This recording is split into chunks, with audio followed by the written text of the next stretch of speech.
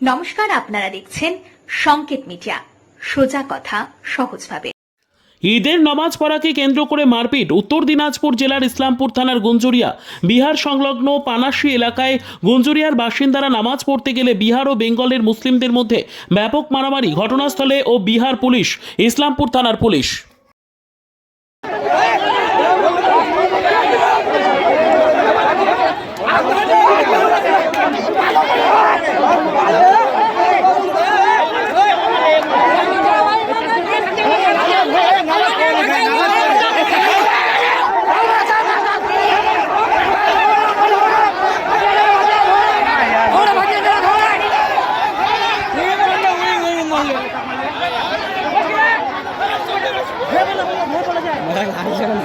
Subscribe our channel.